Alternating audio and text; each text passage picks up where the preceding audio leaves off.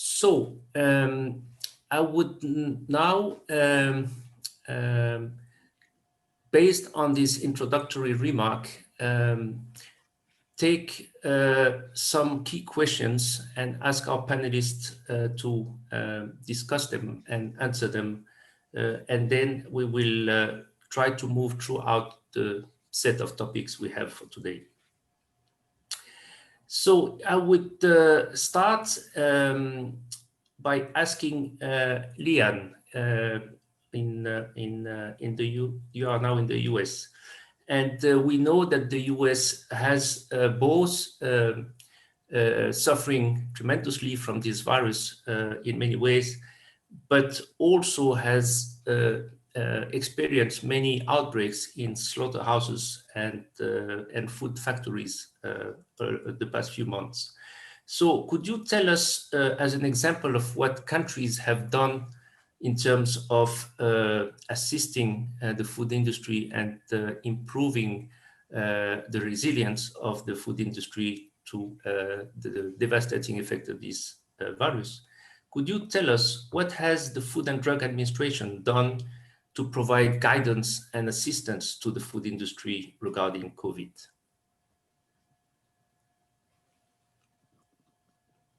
Over to you, Lian. Good afternoon. Thank you, Peter, for the question. I would like to thank the conference organizers for arranging this meeting and for inviting FDA to participate. So as Peter has said, the COVID-19 pandemic has certainly been quite a challenge to address, and it has presented an unprecedented challenge to FDA on several fronts, and the food issues that have arisen during the pandemic are quite complex. Although there were lots of questions about this virus, and there still are, we have learned a lot, and we have made some important progress. As Peter said, we do know that the virus is not known to be transmitted via food, and it is much more likely to spread person to person. But the U.S. food supply chain remains strong. Our manufacturers and retailers of both human and animal foods have made adjustments to their supply chains to continue to provide food and to replenish supplies. We have worked very closely with the U.S. Department of Agriculture and the food industry to monitor the food supply for nationwide and regional shortages. That doesn't mean that there haven't been challenges, but we have seen unprecedented consumer demand and changes in distribution patterns, which led to temporary spot shortages of certain commodities. We have also seen temporary closure of restaurants, schools, and entertainment venues that left many food producers without their normal path to the marketplace, resulting in a surplus of food that needed to be diverted to grocery and retail settings. But in order to address these challenges, FDA released several temporary guidance documents. And during our response to the pandemic, one of the lessons we've learned is that during such a crisis of this unprecedented magnitude, that it requires all of us working together, and that is federal, state, and local government, the food industry, as well as academia. So we have worked very closely with the U.S. Centers for Disease Control and Prevention, the U.S. Department of Agriculture, and the Occupational Safety and Health Administration to publish resources to support the food industry's efforts to protect its workforce, sustain the strength of the food supply chain, and help customers obtain food safely in restaurants and retail settings. Some of these specific efforts include recommendations from both FDA and CDC that address the use of personal protective equipment, guidance from CDC on what to do if an employee tests positive for COVID-19 or workers have been exposed to a confirmed case, guidance from the FDA that provides a mechanism by which food facilities and farms could voluntarily notify the agency if they have ceased or significantly reduced production or are considering doing so, and to ask for help on restarting or continuing safe food production. CDC also issued guidance on which FDA provided input that provides a template for actions that employers in the food and agriculture sector can take to protect workers from COVID-19. CDC and OSHA issued guidance that was developed in consultation with FDA that addresses protecting workers in seafood processing facilities, both onshore and in fishing vessels, from COVID-19, with suggestions that include having workers quarantined for 14 days before boarding a vessel. FDA also issued a best practices document that addresses key considerations for how foods offered at retail should be safely handled and delivered to the public, as well as key best practices for employee health, cleaning and sanitizing, and personal protective equipment. We've also provided advice specifically for consumers on how to shop safely for food during a pandemic and tips for eating healthfully as a pandemic shifts our daily routines, including how we eat. In March, we temporarily postponed routine on-site surveillance inspections, but we have continued to conduct mission-critical inspections when there's been a potential risk to public health. We are slowly transitioning back to doing domestic inspections and taking all necessary precautions to ensure the safety of FDA staff, as well as the facility employees. To help us achieve this goal, we have developed the COVID-19 FDA advisory level to qualitatively assess the status of COVID-19 cases in a local area based on county, state, and national criteria. The development and implementation of the advisory level will support the safe resumption of prioritized domestic inspections, sample collections, and laboratory analysis, which in turn will help us ensure the safety of both our FDA workforce and the American public. Also, many restaurants and other retail establishments have had to temporarily close or turn to takeout operations during the pandemic, and localities are in various stages of operation, and we are working with our state regulatory partners to help ensure that restaurants and retail establishments have best practices in place to help keep employees and customers safe. So in closing, we have faced many challenges during our response to this pandemic, but we have worked with our partners in government, industry, and academia to address each issue, and we will continue our partnership efforts to ensure that we have a safe food supply. Thank you again for the opportunity to be part of this conference. Thank you. Thank you very much for that. And it shows how already this virus has impacted the food safety environment, in particular the regulatory environment, and the important work that many national agencies have already undertaken to support the food industry and to tweak some of the existing regulations and advice and guidance to take into consideration this new environment we are living in. And it shows also that how important it is to keep this virus out of the food chain. And that leads me to my second question to our panelists. And I will now ask a question to Professor Junjin Chen. In your opinion, could you tell us what the studies have been conducted in China on fomite transmission and how to deal with foods that are PCR positives? Because we know that products are getting contaminated either during processing in factories, and we've seen that through many of the large factory outbreaks, or during handling later on. And in China, who has controlled the virus and basically virtually eliminated the virus domestically in terms of transmission, it's an interesting settings where we can study how and when the virus is reintroduced and how it is reintroduced potentially through the food industry. So Junjin Chen, over to you, please. Thanks, Peter, for your question. It is widely agreed that the COVID-19 is transmitted mainly by droplets and close contact, and sometimes also by air aerosols. but whether contact to food or food surface, the so-called formite in transmission. This question has not been answered at the international level.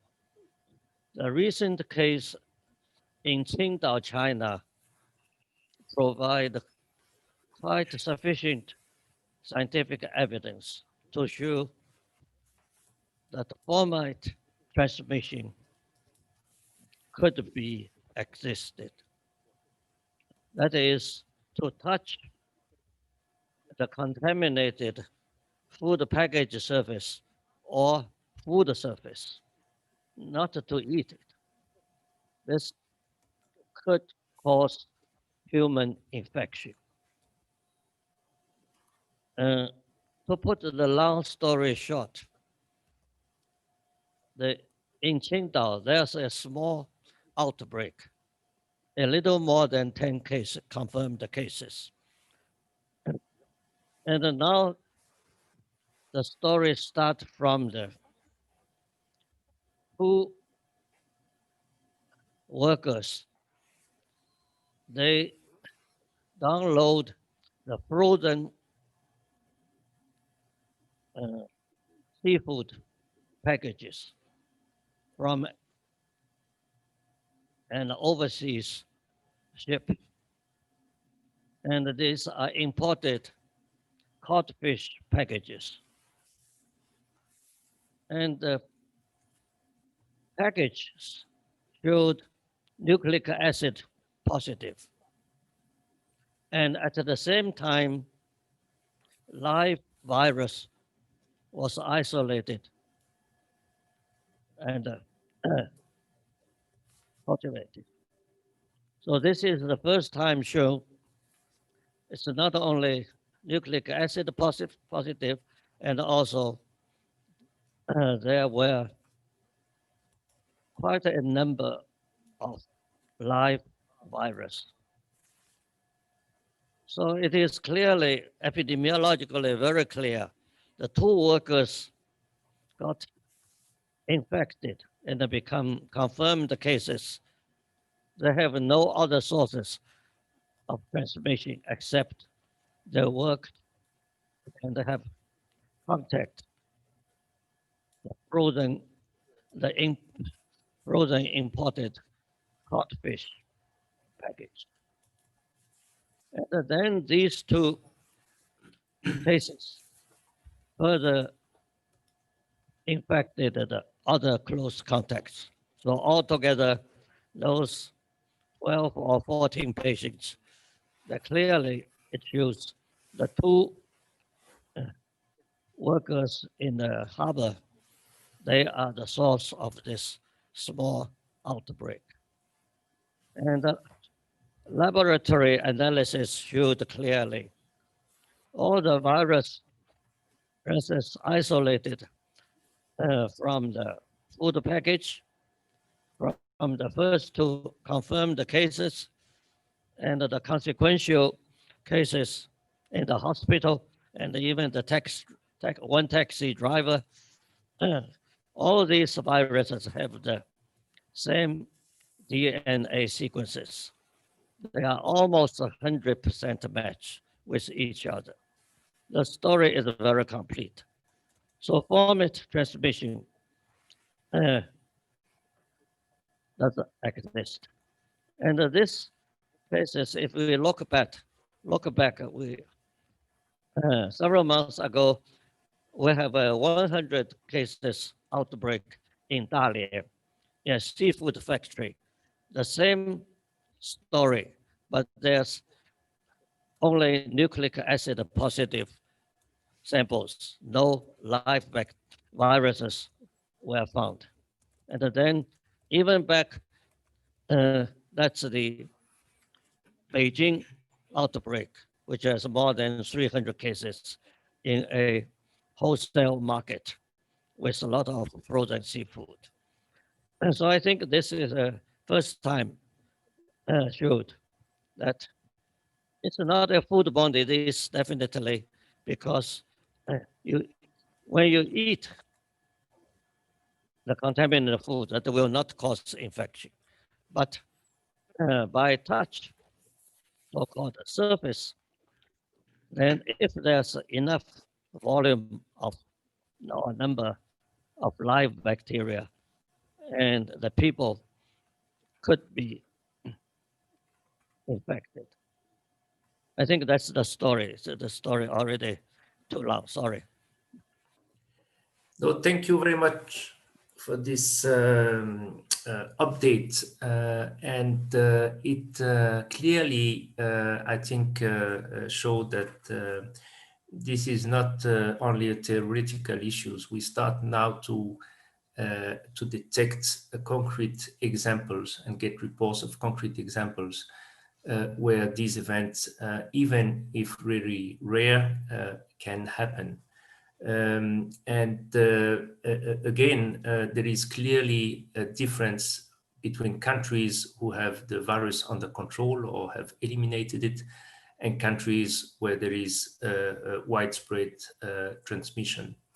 And that's the challenge we're facing, because when you are in these two situations, you would not look at this additional risk of reintroduction with the same eyes, and your national focus will be totally different, and your priorities will be totally different, and that is going to be a very challenging situation we're going to face in the coming months, because how can two countries in two different situations perceive and act on this issue in a similar way when the stakes are so different, and how can they trade between each other when the focus is totally different on how to deal with such a risk.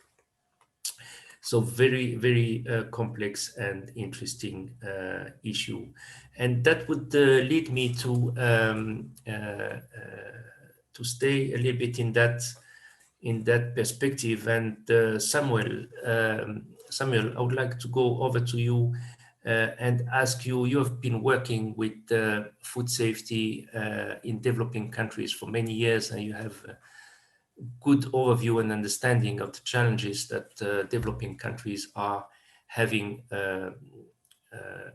already with food safety issues. But in this current situation, the challenges is even greater and more overwhelming, I would think. So for you, what are the challenges and the learnings from food regulators in developing countries from the current pandemic, and how have they so far managed them? We've seen how the US is approaching and has approached the issue, and we also have seen what China is currently doing. But what about other developing countries who are facing a very different situation? Well, thank you very much, Peter, and again, good afternoon to all colleagues in Shanghai, and thank you to the organizing committee for giving me the opportunity to contribute to the conference and to the panel.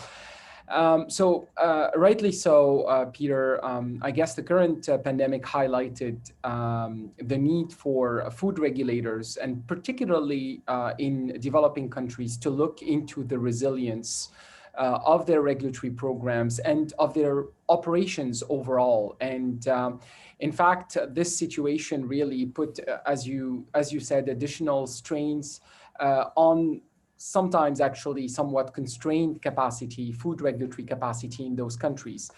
So food regulators were certainly impacted, first of all, as work organizations, and they needed to, in fact, adapt their operations to the new realities of the virus, particularly to physical distancing, to limiting presence in physically essentially at work, but also, as was mentioned by Leanne, to adapt a number of their food regulatory functions to the realities of the virus. And in fact, the current situation has highlighted also the importance of international collaborations. And This is really, I would say, what benefited the most regulatory agencies in developing countries, being part of networks and particularly being part of the International Food Safety Authorities network, so the FAO, WHO, InfoSan, was a key resource for regulators in developing countries to be able to address the situations, primarily thanks to the timely guidance that was issued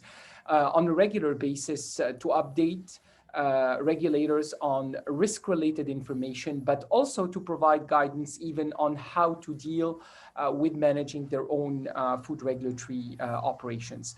I guess I can mention three areas of focus that food regulators overall, but primarily in developing countries, paid attention to. First of all, the issue of risk communication. With the issue of the pandemic, the presence of the virus on surfaces, and in fact, actually the previous topic mentioned by Professor Chen, the potential presence of the virus on food was certainly an issue from the beginning. And being able to convey the message that food primarily is not a source of transmission, at least of respiratory transmission, was a key message to convey, and that the virus is certainly a respiratory virus and not a foodborne virus. Being able to interpret the information in a timely manner, being able then to convey it in a manner that is adapted to the audience has been a key priority, and sometimes actually a challenge, particularly in the age of social media. So being able to dispel some myths and falsehoods that can be disseminated through social media.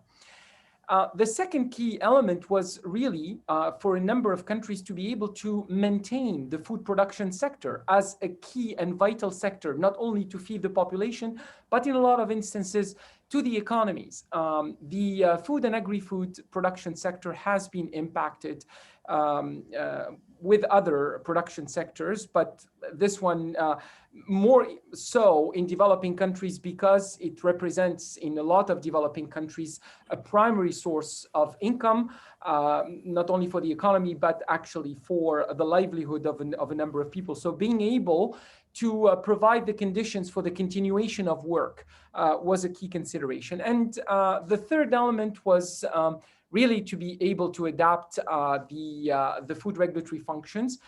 And here again, I guess a number of key elements were identified. The importance of relying upon a food emergency response plan, and the importance for a food regulator to have a business continuity plan such that operations would not be impacted unduly, and there is a structure that is in place when a situation of pandemic like this one is declared. The need to adapt also the activities of the workforce, and Leanne mentioned, in fact, some examples that were adapted by other regulators. In this case, inspection activities needed to be reviewed and prioritized, and certainly using the risk-based lens as to where to deploy the regulatory workforce was an important consideration. Making sure essentially that there are minimum interruptions to the supply chain. So for example, where food imports were subjected to systematic inspection, making sure in fact that the flow of food and agri-food products through imported supply chains are minimally impacted as a result of the pandemic was a key consideration.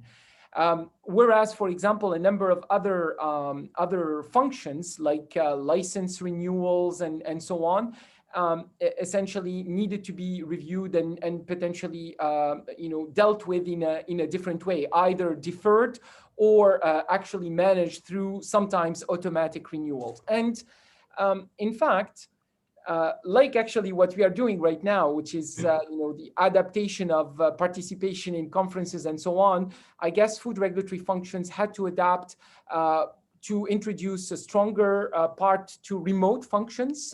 We've seen actually the introduction of even remote inspections, and also the importance of digitalization. Now, This, of course, has not happened without challenges. And some of the challenges that were highlighted by a number of food regulators, and particularly in developing countries, certainly their ability or the lack thereof to be able to respond to misinformation and to be, in fact, the audible voice in the many number of sources of communication in order to dispel myths related to the virus and its interaction with food. Their ability to conduct audits of food businesses and actually to maintain operations, there were reports of being strongly hampered.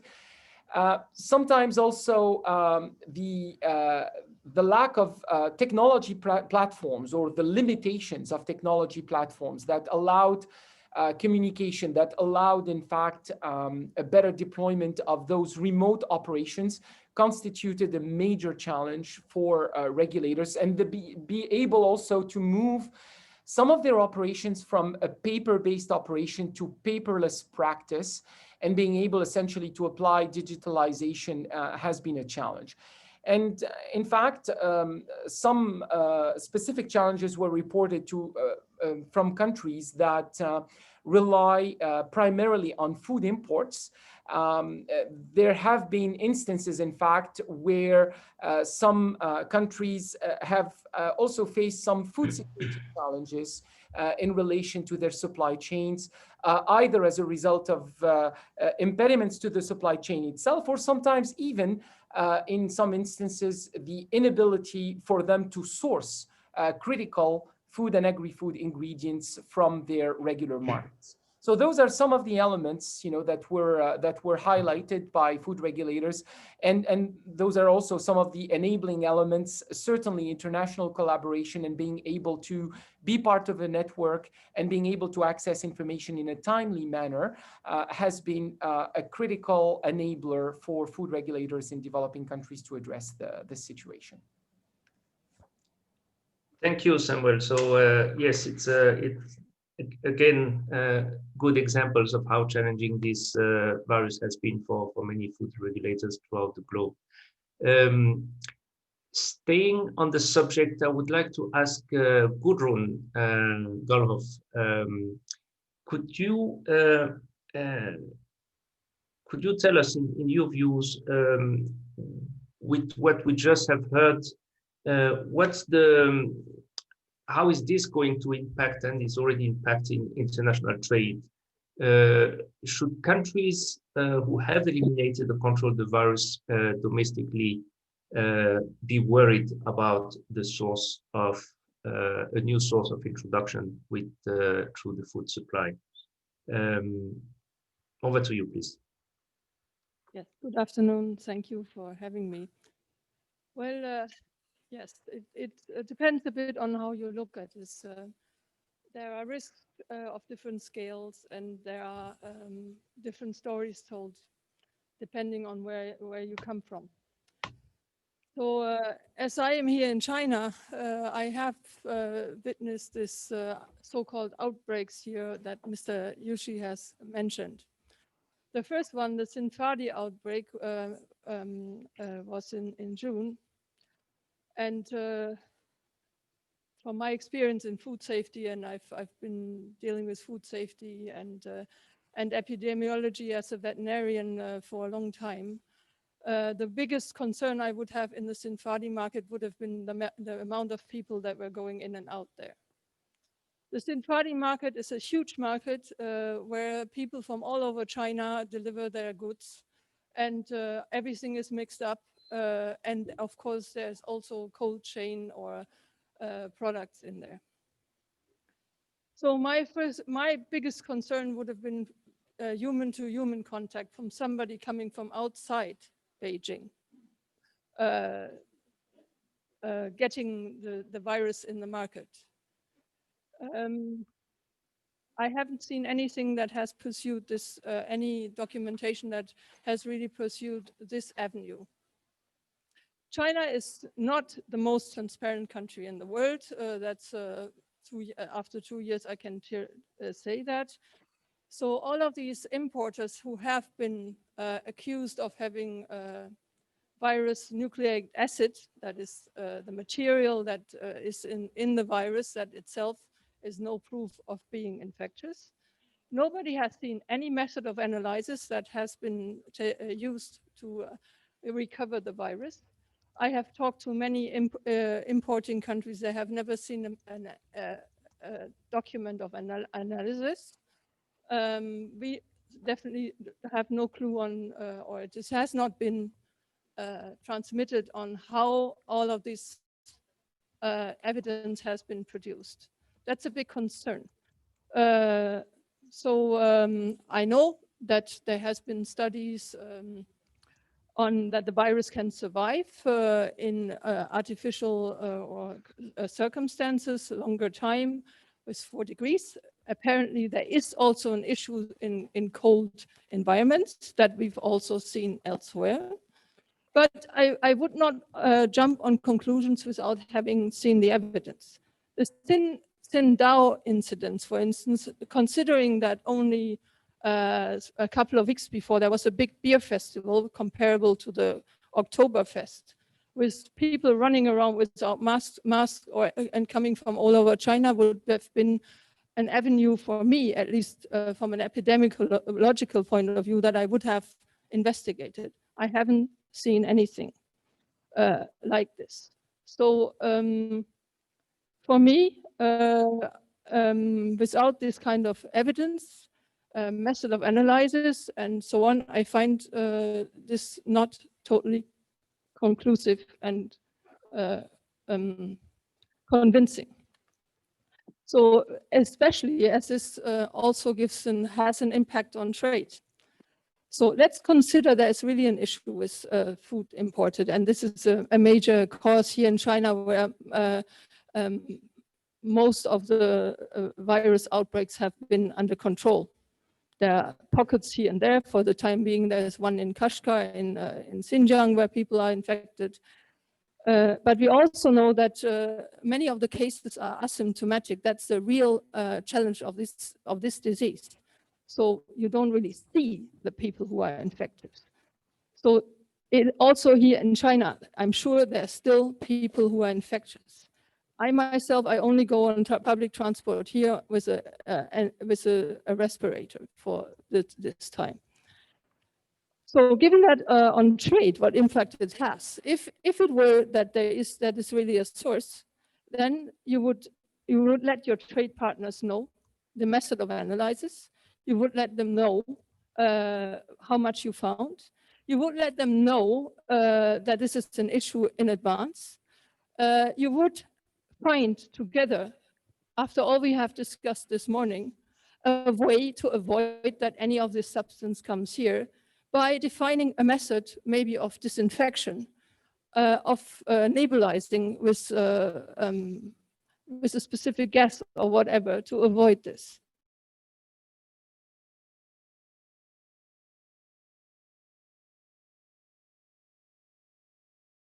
Are not notified to WTO in advance, as it would be foreseen. There is no attempt made by China under what we would call the precautionary principle to investigate deeply into this substance. The only publication that I've really seen on this from China is one that was even done with money from Europe on the Horizon 2020 money. So I think you cannot, if you have trade partners, and you have to treat them fairly, and you have to give them a chance to be compliant. This is something that I would see should happen, especially after the talks we had this morning about transparency, working together, and knowing each other's methods. Thank you.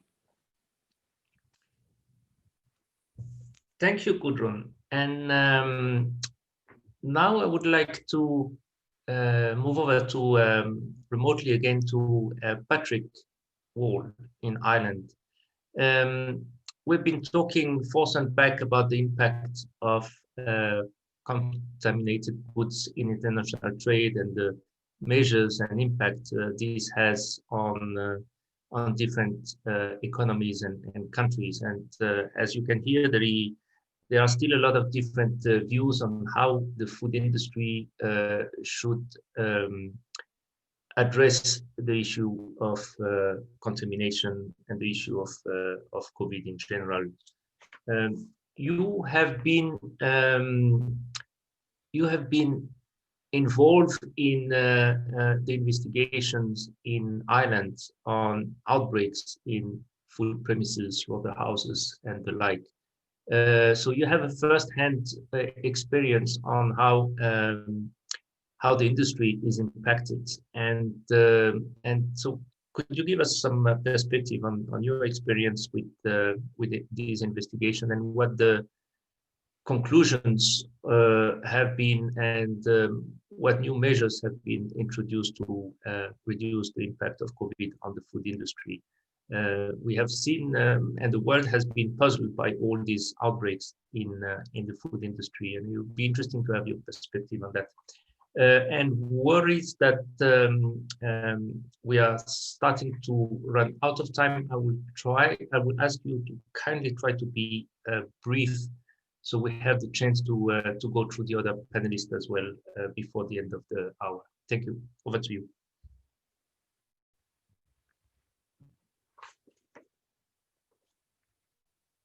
You're muted, Patrick. Good afternoon, everybody. I apologize that I'm not there in person, and congratulate the organizers. I'll just be quick, Peter. In Europe, we've had many outbreaks in food businesses. We consider it an occupational health issue rather than a food safety issue. We found it in industries where workers are in close proximity to each other, meat industry, seafood, vegetables. A lot of these jobs, cold environments, they're low-paid workers, often migrant workers. They often live in overcrowded accommodation, and where self-isolation is difficult if they become infected, and viral transmission in that setting is inevitable. Many of the workers have a low educational status, are illiterate, they have language problems, so they don't understand the education material. The outbreaks in the food business have spilt over into the community and vice versa. Several of the partners of the workers in the food industry have worked in care homes for the elderly where we've had outbreaks. These are the less glamorous caring jobs, again, are lowly paid jobs. We've had to address challenges within the factories and processing facilities, change in operating practices, increase the use of PPEs, change the infrastructure to increase physical separation, segregate workers as best we can into pods, slow the throughput to enable the separation, and move to 24-hour shifts. We always are involved in deep clean in the operational areas. We had to now change to doing the same level of deep clean and fumigation in changing areas in canteens.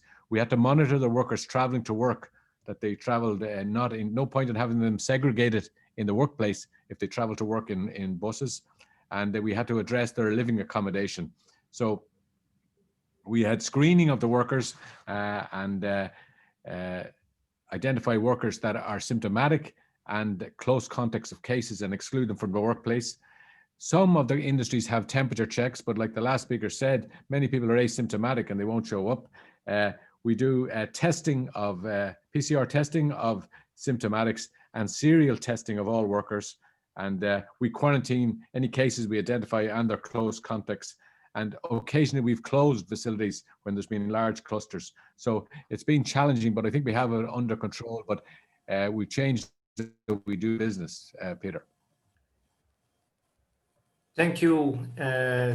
Thank you, Patrick. And it shows again the challenges we are facing, in particular with this very diverse workforce and very challenging conditions we find during food production. And that perhaps where the core of the issue is, and where we also have to address the problem and find solutions.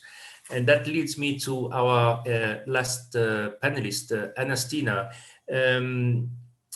From from these complex issues we've seen illustration of in the past hour, to you, what are the challenges in how we should communicate these risks?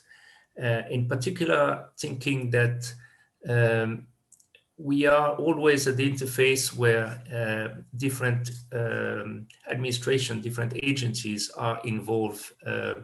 And in particular, when we're dealing with an infectious disease affecting the food industries, we have a mix of public health agencies and food safety agencies having a role to play. So in terms of communication challenges, what's your experience and or views on this? Thank you. Over to you. Thank you, Peter. I am a veterinarian. My background, I in Finland was a veterinary border officer and worked for the Finnish Food Authority. And now that I was in Beijing during the COVID crisis, all of a sudden I found myself in a situation where I'm having to communicate with both our foreign ministry, our Finnish health officials, our reporters.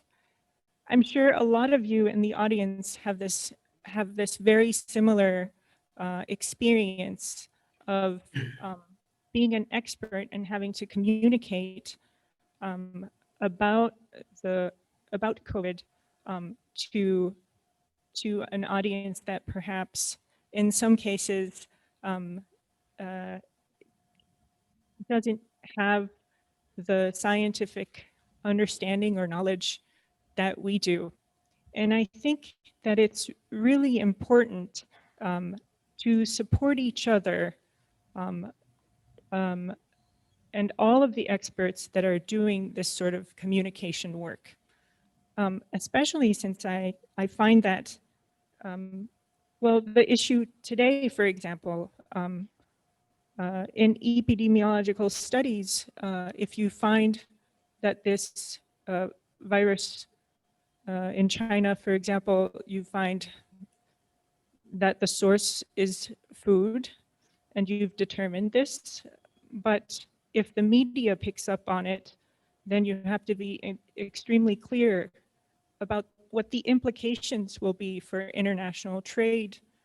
And at this point already, hopefully have a consensus with everyone on what should be said or how the risks should be communicated.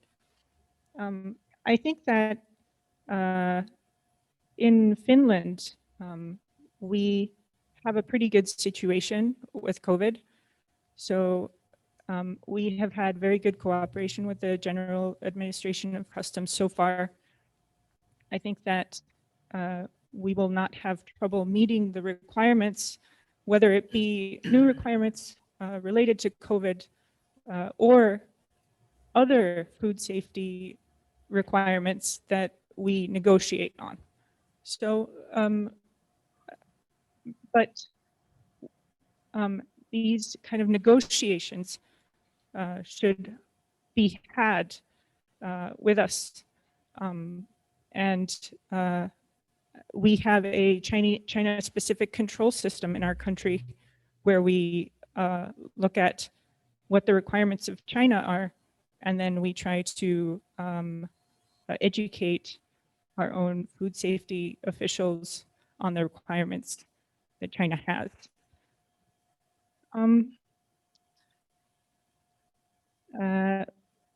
So basically, sanitary and phytosanitary measures that are imposed, they really have to be proportionate to risk.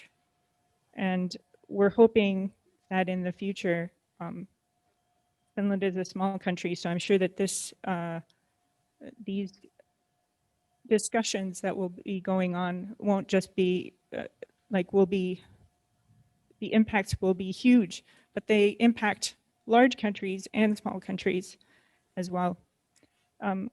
Communicating with the public, we've seen other examples which are just as difficult. Like at the beginning of the epidemic, for example, talking about masks, it's very difficult for example, for the Finnish public to understand where people were coming from with using masks, or we had trouble talking about wet markets, for example. In Finland, our food safety control, our veterinary and our health authorities are very close. So food safety control really starts at the farm. Much more so, in fact, than in many countries. So, for example, for salmonella, we have salmonella control already at the farm, with less than 1% of farms have salmonella, for example. And this idea is to make sure that when human and animal health authorities collaborate together, we can ensure human health the best. So I know that in the future, we're going to have more pandemics. We're going to have, if we continue and don't control issues from the farm and from the, if we encroach upon wild animals, we know that there will be other viruses as well. So we need a more joint approach with One Health in mind. Thank you. Thank you very much. We are now 2 minutes from the hour, so we are just on time. As you have heard, all our panelists were eager to discuss many aspects of this very complex issue, and I'm sure we could have engaged in several hours of discussion if we had been allowed to. Clearly a very important topic to have picked up, and thank you very much to the organizer for having chosen this topic for this panel. I think it was a very timely decision and very useful for all the attendees to hear the views of our panelists on the issues.